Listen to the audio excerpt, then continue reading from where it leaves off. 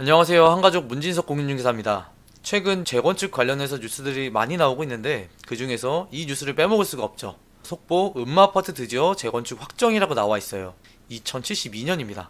그리고 아래 내려가 보면 조합원 설립 후 80년 만에 쾌거를 이루었고요. 디너쇼에는 원로 가수 아이유씨가 공연할 예정입니다. 그리고 아이유씨 나이는 무려 79세라는 겁니다.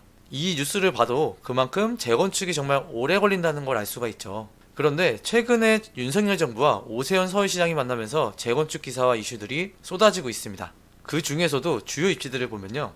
대치동에 음마아파트와 미도아파트가 있고요. 그리고 반포동에 주공 1단지, 1, 2, 4주구 이 단지들이 있고요. 그리고 여의도에는 시범아파트, 이렇게 해서 총 4개 단지가 가장 이슈화되는 아파트입니다. 재건축에 투자한다는 건 낡은 아파트를 헐고 더 높은 신축 아파트를 준다는 겁니다. 서울에 새 집을 준다는데 마다할 사람이 있을까요? 그래서 오늘은 재건축 속보들로 이야기를 나눠보려고 합니다. 최근에 서울 재건축 아파트가 예전보다 뜨거운 이유를 보면 아마도 35층 높이 제한을 풀어줘서일 거예요. 그래서 예전에는 박원순 시장 재임 시절에는 이렇게 35층에 대한 높이 기준이 있었어요. 토지의 용도, 상업이나 준주거, 준공업, 일반 주거 이런 용도에 관계없이 주거시설은 전부 35층으로만 이렇게 들어올 수가 있었습니다. 그래서 이렇게 35층으로 규제했던 것들이 오세훈 서울시장으로 바뀌면서 폐지가 됐습니다. 그래서 앞으로는 절대적인 수치 기준을 삭제하고요. 대상지의 여건을 고려한다고 했습니다. 결국에 이렇다는 건 그냥 아무 곳이나 이렇게 올려주는 건 아닐 거고요. 특정한 요건이 어느 정도는 따른다는 걸 의미합니다. 예를 들어 역세권이라든지 아니면 한강 주변 또는 학군이 발달한 곳들은 이런 절대적인 수치를 삭제한다는 내용이겠죠. 바뀐 법률이 적용된 첫 단지가 바로 대치동의 미도 아파트입니다.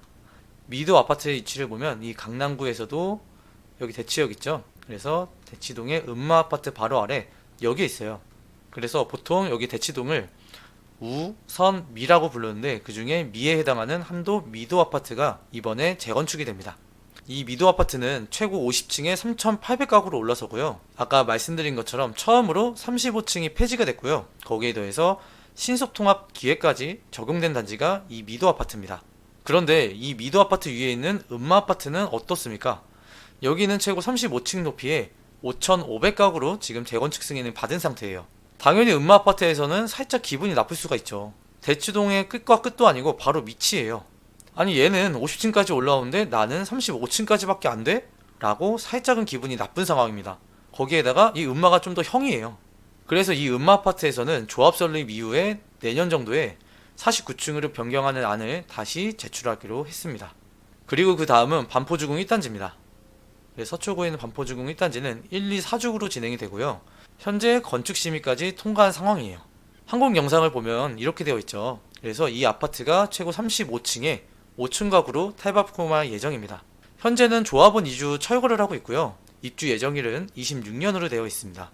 그런데 이 반포주공에서 아쉬운 건 한강을 잘 품고 있잖아요. 현재 이곳이 35층으로 진행 중인데 한강변에 35층이라고 하면은 지금은 좀 아쉬운 높이죠. 그래서 여기 또한 종상향을 통해서 49층으로 변경하는 안을 검토 중에 있다고 합니다.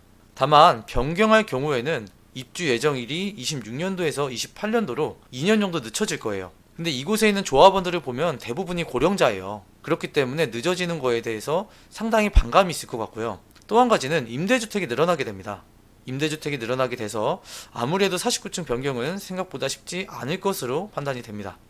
반포주공 1단지가 35층이든 49층이든 신축이 된다고 한다면 이 강남을 대표하는 가장 대장 아파트가 될 거라고 봐요. 다만 압구정이 신축이 된다면 그 자리를 다시 내줘야 될 겁니다. 마지막으로 여의도로 한번 가볼게요. 여의도를 보면 이 시범 아파트가 이번에 신속통합 기획으로 재건축이 확정이 났죠. 특히나 이 시범 아파트는 71년생이에요. 그래서 나이가 무려 52년생입니다. 그만큼 최고령 아파트인데 이 시범 아파트가 여의도랑 같이 시작을 했어요. 처음 조성될 때부터 여의도랑 같이 조성된 아파트이기 때문에 그 당시 아파트 질 때만 해도 이게 가장 신축 아파트에다가 가장 최고급 기술이 들어간 아파트가 되겠죠. 그리고 압구정 현대랑 비슷한 시기에 지어졌는데 그 당시만 하더라도 거의 비슷한 매매가였다고 합니다. 근데 지금은 상황이 좀 다르죠.